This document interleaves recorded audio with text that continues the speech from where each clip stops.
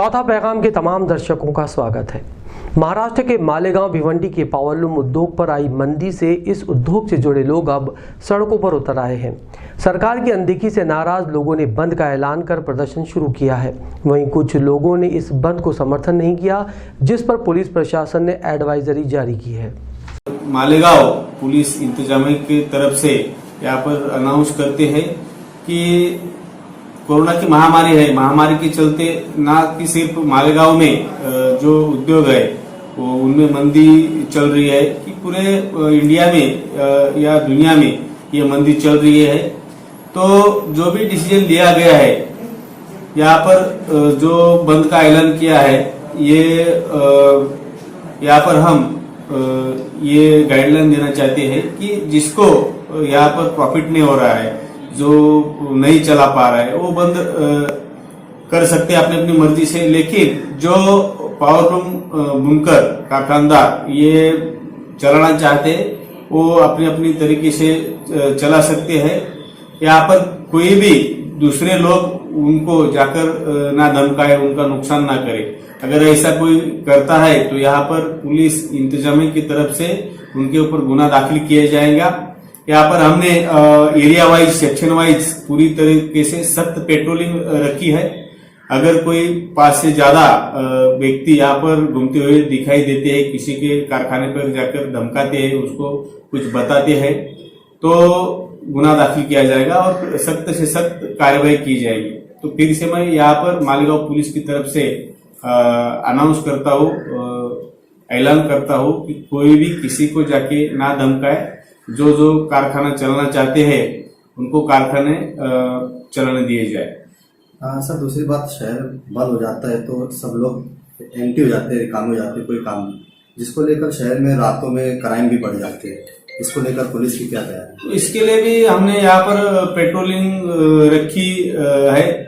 और जो ये पावरलूम में जो जो इश्यूज है अभी, जो यार्न के भाव बढ़ गए हैं, यहाँ पर कारखानदार सेल नहीं कर पाते, ये सब इश्यूज हमने स्टडी कर लिया है इनका, और सब पॉइंट लेकर एक रिपोर्ट, डिटेल रिपोर्ट हमने बनाई है और गवर्नमेंट को हम हमारे वरिष्ठ अधिकारियों के जरिए यहाँ पर भेज रहे हैं। सर, दूसरी बात कि मजदूर और सेठ में तालमेल बना रहे, उसके लिए आप क्या कहना चाहेंगे? तो इसमें एक रात को हमने एसडीपीओ सिटी के माध्यम से एक बैठक ली है, वो तालमेल रखने का यहाँ पर पूरा कोशिश। शहर के दाऊदपुरा में वैक्सीनेशन महाअभियान में महिलाओं को प्रोत्साहित करने के लिए पिंक बूथ बनाया गया, जहां महिलाओं ने बढ़ चढ़कर भाग लिया।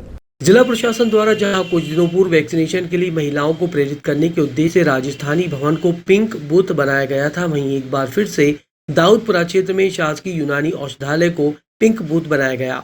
यहाँ पर बड़ी संख्या में महिलाएं वैक्सीनेशन करवाने पहुंची। इनमें खास बात यह रही कि मुस्लिम महिलाएं ज्यादा संख्या में पहुंची और बिना हिचक के वैक्सीन लगवा रही हैं। नगर निगम द्वारा निशक्तजनों, वृद्धजनों के लिए भी व्यवस्था की गई, जिसमें वृद्ध महिलाओं को ऑटो में वैक्सीन लगाई गई। महिलाओं का रुझान देखने को मिल रहा था। उपायुक्त सलीम खान ने बताया कि कलेक्टर प्रवीण सिंह के आदेश पर ये पिंक बूथ बनाया गया है।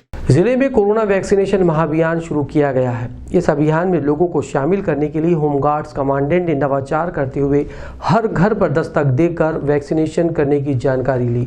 वहीं लोगों को इस दौरान प्रोत्साहित भी किया। बुरहानपुर जिले में वैक्सीनेशन युद्ध स्तर पर जारी है और शायद यही कारण है कि बुरहानपुर में जिला प्रशासन अब लोगों के दरवाजे तक पहुंचकर लोगों को वैक्सीनेशन के लिए जागरूक कर रहा है। दरअसल होमगार्ड कमांडेंट रोशनी बिलावल मुस्लिम बहुल इलाके क्षेत्र में पहुंची और एक एक कर सभी का दरवाजा खटखटाकर पूछा कि आप लोगों ने वैक्सीन लगाई है कि नहीं, जिसके बाद घरों से निकलकर महिलाओं ने कहा कि हम वैक्सीन लगवा चुके हैं।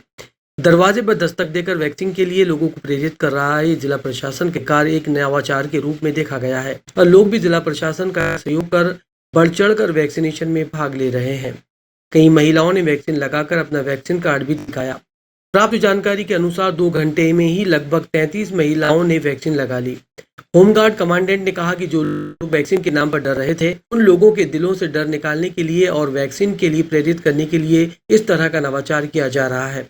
घर घर जाकर महिलाओं से वैक्सीनेशन करवाने की अपील की जा रही है। ये मुस्लिम मोहल्ला है, यहाँ पर बहुत सारे लोग वैक्सीन लगवाने के लिए तैयार नहीं है, तो हम कोशिश कर रहे हैं कि घर घर जाके उनको मोटिवेट करें, अपने साथ जितने लोग हैं उनको बताएं कि सभी लोग वैक्सीन लगा के रखें। किसी को कुछ नहीं हुआ है। वैक्सीन से कोई नुकसान नहीं है, फ़ायदा ही है। इसलिए मोटिवेट कर रहे हैं, घर घर जाके कोशिश है हमारी कि सभी लोग वैक्सीन लगवा लें।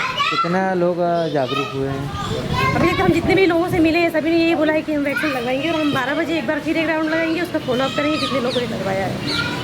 ग्राम पंचायत भंबाड़ा में कथित रूप से सरकारी जमीन को बेचने का मामला सामने आया है। सरपंच सहित ग्रामीणों ने इसकी शिकायत जिला कलेक्टर को की है। ग्राम पंचायत भंबाड़ा के सरपंच दिलीप पांडे के नेतृत्व में ग्रामीण संयुक्त कलेक्टर कार्यालय पहुंचे। यहां पहुंचकर अपर कलेक्टर शैलेंद्र सिंह से शिकायत मौखिक रूप से की। गांव के आरआई पटवारी की मिलीभगत के चलते पुरखों की जमीन जो पंचायत के अधीन थी उस पर 4 लोगों ने कब्जा कर लिया और उसको अब बेचने की तैयारी की जा रही है। लगभग 24 एकड़ की जमीन लाखों रुपए की बताई गई है। सरपंच ने कहा कि गांव में यह जमीन मालगुजारों के समय से चली आ रही है, जो कि पशुओं के पानी पिलाने के लिए रखी गई थी। जबकि इन लोगों ने कब्जा कर लिया है तो पशु भूखे प्यासे मरेंगे। जिन लोगों पर ग्रामीणों ने भूमि पर कब्जा कर उसे बेचने का आरोप लगाया है उनका नाम रविंद्र विठल पाटिल, ललित काशीनाथ चौधरी, सीताराम पाटिल, समाधान भागवत। इन लोगों पर ग्रामीणों ने आरोप लगाया है कि गांव के आरआई डोंगरे पटवारी राहुल तोमर की मिली भगत से ये जमीन इनके नाम कर दी गई है।